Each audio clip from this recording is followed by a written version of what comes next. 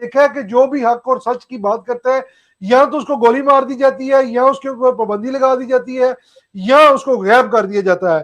तो सर इसी तरह हामिद मीर साहब जो है वो आलमी शख्सियत है, हामिद मीर साहब एक आलमी शख्सियत है, उन पर पाबंदी क्या आजादी सहाफत पर हमला नहीं है आपकी नजर में सर? देखिए उस्मान भाई, मैं आपका 2 मिनट लूंगा। हामिद मीर साहब जो हैं, ये जैसे कि आपने कहा, ये कोई मामूली इंसान नहीं है। ये मैं बताता चलूं कि ये सहाफत के लिए जिन लोगों ने नुमाया खिदमात अंजाम दी हैं, जिन 100 आलमी जो शख्सियात हैं, उनमें हामिद मीर भी शामिल हैं। ये पाकिस्तान की पहचान है, पाकिस्तान का फख्र है, मजलूम तबके की आवाज है। देखिए आज भी हामिद मीर जैसे जो लोग हैं, ये आज भी बुनियादी इंसानी हकूक की आवाज बुलंद करते हैं। इनके वालिद भी सहाबी थे। तो देखिए हामिद मीर तो रोजनामा पाकिस्तान में जंग में और औसाफ वगैरह में खिदमत अंजाम देते रहे हैं। देखिए हामिद मीर, जनरल जिया का, आप देखिए, मुझे 2 मिनट बात करने दीजिएगा, मैं इनके बारे में जरा तफसील से बात करना चाहता हूं। आप जनरल जिया का मार्शाल्लाह देख लें, आप जनरल परवेज मुशर्रफ का मार्शाल्लाह देख लीजिए, आप बेनजीर की गवर्नमेंट देख लीजिए, जरदारी की गवर्नमेंट देख लीजिए, नवाज शरीफ की गवर्नमेंट देख लीजिए, खान साहब की गवर्नमेंट देख लीजिए, वो शेख रशीद हो या शहबाज शरीफ हो, देखिए, या अदलिया की बहाली तहरीक हो या सहाफियों पर जुल्म सितम हो, देखिए, या आप ड्रोन अटैक हो या सामा बिन लादेन से मुकालमा हो, कश्मीर इशू हो, फलस्तीन इशू हो, खवातीन के हकूक हो या मजदूरों के मसाइल हो। देखिए जब भी किसी पे जुल्म हुआ, कोई जमहूरियत के लिए मसला पैदा हुआ, तो ये शख्स हमेशा मजलूम तबके के साथ खड़ा नजर आया। देखिए हामिद मीर साहब पर 2 दफा पहले भी पाबंदियां लग चुकी हैं, इन्हें 2 दफा नौकरी से पहले भी हाथ धोने पड़े, इनके खानदान को धमकियां भी मिलती रही हैं। अभी इनकी बीवी और बेटी जो है वो बैरून मुल्क है, इनके बच्चे मुल्क छोड़ चुके हैं। इनकी गाड़ी में भी आपको याद होगा बम नस्ब किया गया था, इन पे कातलाना हमला हुआ था, 6 गोलियां मारी गई, 2 गोलियां अब भी इनके पेट में है। ये दुनिया का वाहिद सहाफी है जिसके जिस्म में अब भी 2 गोलियां मौजूद हैं जो निकाली ना जा सकी।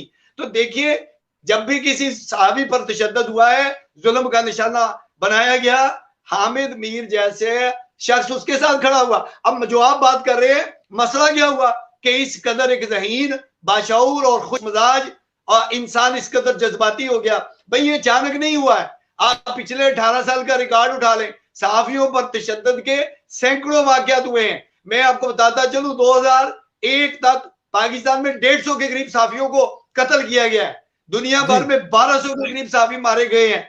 और देखिए इसके अलावा जो मारपीट हुई, फैंटी लगी, तशद्दुद हुआ, अगवा किया गया, हरासा किया गया, उसके वाकयात तो मामूल की बात है।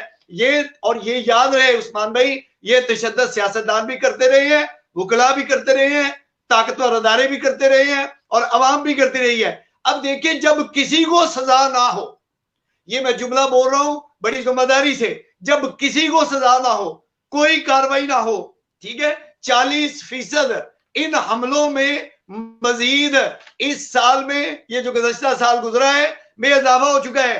गुज़श्ता 3 सालों में इसमें बड़ी तेजी देखने में आई है। और फिर हुआ ये कि जब अबसार आलम, मतीउल्लाह जान, असद तूर पर ये मसलसल तशद्दुद के वाकयात सामने आए, तो हामिद मीर का जो रद्द-ए-अमल था ये फितरी था, इसलिए कि वो खुद इस जुल्म और जबर का निशाना बन चुका था।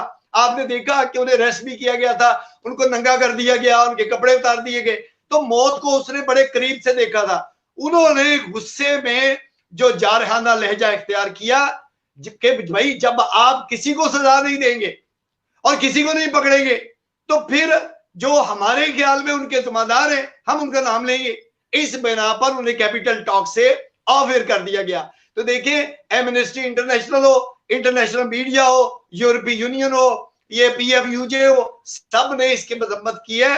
और हामिद मीर पर जो पाबंदी लगी है वो इजहार राय की आजादी पर हमला करार दिया गया है। आप याद रखिए पाकिस्तान में सहाफत के हवाले से पाकिस्तान बदतरीन 147 सर एक मिनट प्लीज काइंडली जरा इस पे भी रोशनी डालें कि हामिद मीर साहब ने का गुनाह बस मेरे ख्याल से बस इतना था कि असद तूर के घर जब हमला हुआ उसको मारपीट का निशाना बनाया गया, तो उसके ऊपर जो सहाफ़ी तंजीमें थी उन्होंने इस्लामाबाद के अंदर एक प्रोटेस्ट निकाला था, जिसमें हामिद मीर साहब ने जज्बात में आते हुए, अपने जज्बात ना काबू में रख सके, उन्होंने एक बात की थी कि जनरल रानी का जिक्र किया। चले जो भी जिक्र था वो जिस तरह भी था, हम उसको नहीं दुहराते, लेकिन फैज हमीद साहब के उन्हें ऐसे फील हुआ कि फैज हमीद साहब के ऊपर ये बात कर रहे हैं।